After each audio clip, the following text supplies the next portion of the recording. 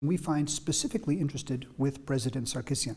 You know, he is known as the man who invents quantum diplomacy. Exactly. Quantum diplomacy for us, we don't go too deeply in the physics, he understands better than we.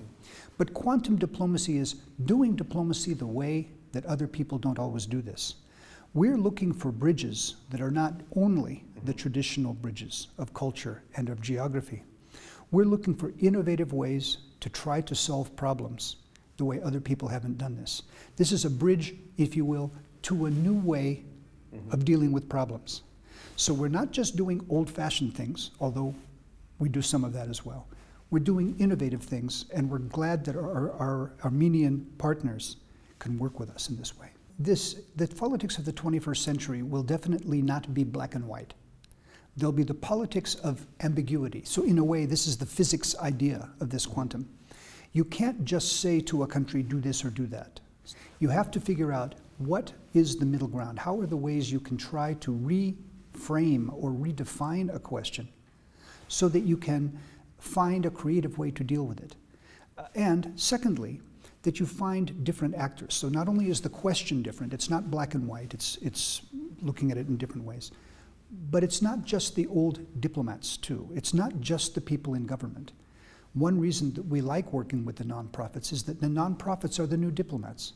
The universities are the new diplomats. The civic leaders, the youth of the country, these are the new diplomats, and they will go about questions that are different from the old questions. Well, Armen Sarkisian, to us, is someone who has been working as a bridge builder for many years, during his time as a diplomat in London, during his time in government here. We've known him for many years, and indeed, he's been affiliated with us, and we know the work he does.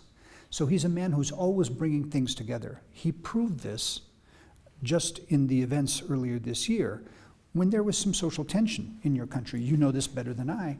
And he made every effort to get people to stay calm. It reminds me of some of the heroic people that I met when I was a diplomat in 1989 in Central and Eastern Europe, when it could have led to bloodshed, it could have led to violence, but it didn't, because some people, like Armen Sarkisian, kept their cool. So there's really two elements to it. It's a history of building bridges and a personality of maintaining the kind of authority and peace that we really respect at the East-West Institute.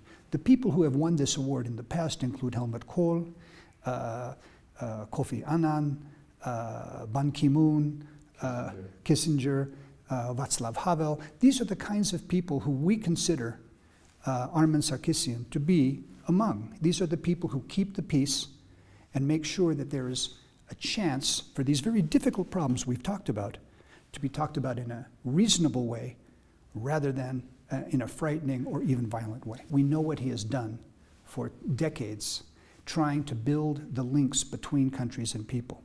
That's why he got the award, and that's why we're very honored to have the chance to continue to work with him.